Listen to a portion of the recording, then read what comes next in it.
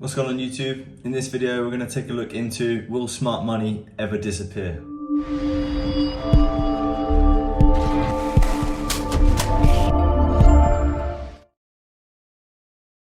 What's going on people? Welcome back to another YouTube video. So the question that we're going to be answering today is, will smart money concepts ever disappear? There is a relatively simple answer to this and we will get into this in just a moment. But first I wanted to start off by saying each strategy, everyone has their own strategy, everyone has their own kind of way at looking at the markets, and every single strategy will have times inside the market which you cannot trade, right? So if you don't know when these times are, specifically for my strategy, I can't speak for anyone else's. Obviously I have done the data gathering for my strategy. So if you want to find out when is not good to trade with me, then watch my previous video. I'll link it up just here. So in this video, I wanted to cover basically the last week's price action, and I want to give you a little bit of hope in the way of thinking that, smart money concepts or the idea of smart money concepts is never going to go away, right? We're always going to be able to trade in this way. So it's always going to be something that we can use. I'm sure you're all aware of what's going on with Russia and Ukraine at the moment. And obviously what is happening is either making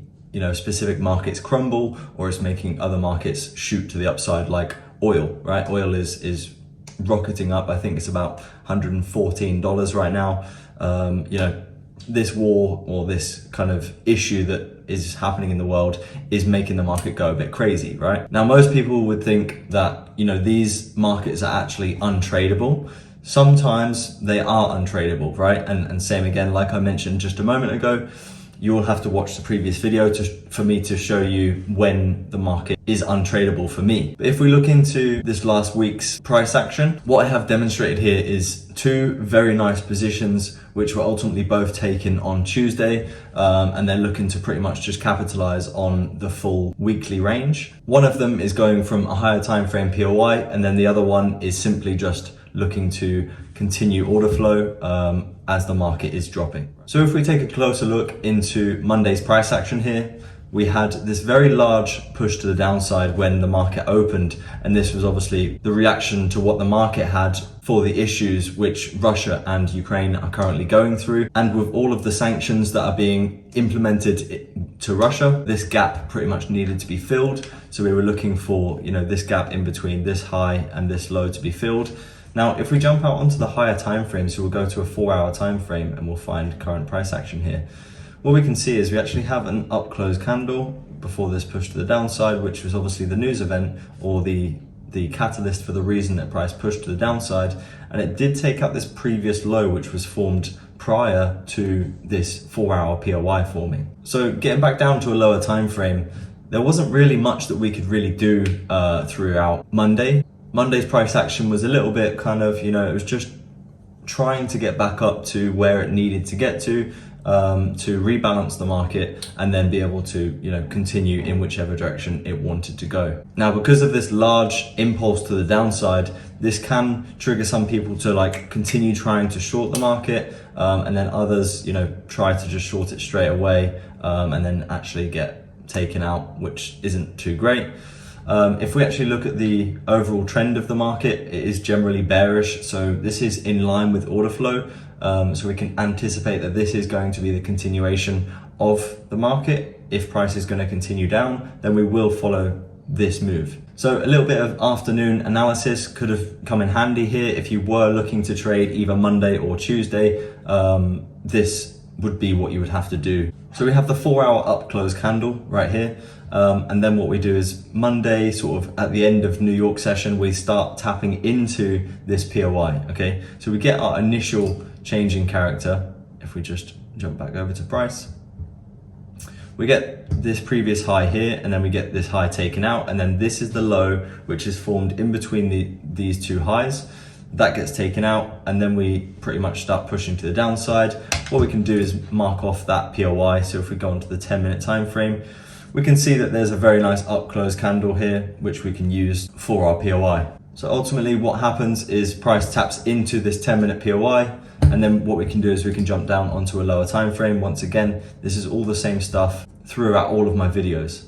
So what we can see is we actually have a 1 minute POI. We have the high, which is here, and then this is the low. This is the higher high, and then this is the lower low. All the way down here, we actually take out this previous low, right? So this confirms that our 1 minute change in character is confirmed. So we can mark off the 1 minute POI. And then what we also have to confirm even more is we have a 15-minute change in character right here, which is showing that the higher time frames are getting aligned with the lower time frames, and then we can look to take our trade.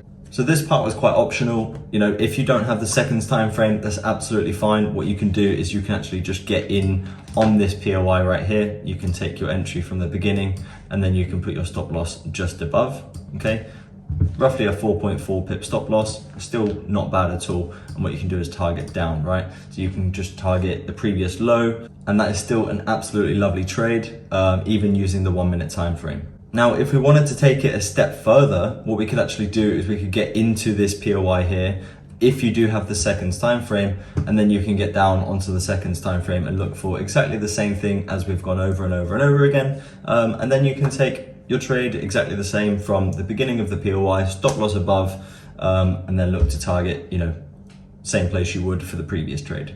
So this trade here actually results in 167 RR.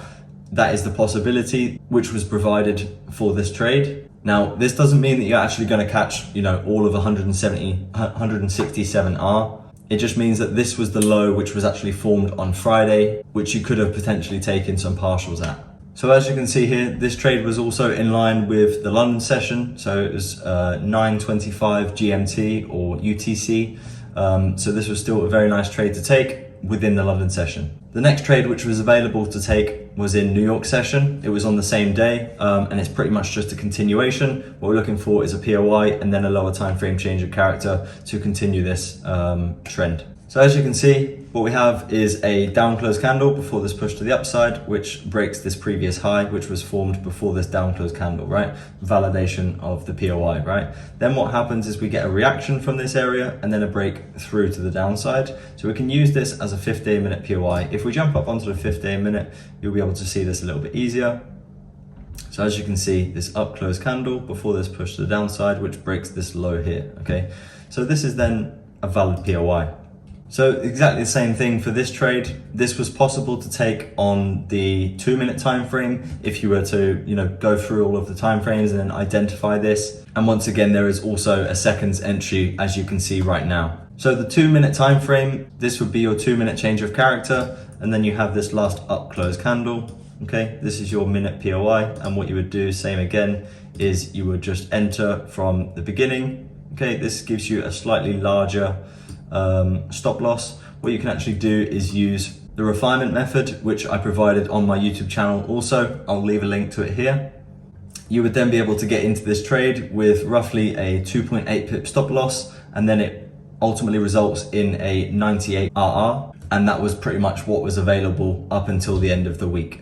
Basically, the final targets for these trades were, we have a monthly POI down here, so we have a down close candle before the push to the upside, which breaks structure, which is a valid POI, okay? So we have the 50% of this level, which, as you can see, my mouse is currently on the 50% of the level right here, and pretty much what we've done is just targeted just above that, just in case price doesn't reach the 50% level. Then, as we can see, all the way through Wednesday, Thursday and Friday, the market just kept crumbling and following the prevailing trend from what was happening on the higher time frames, and also that large move which happened at the beginning of the week.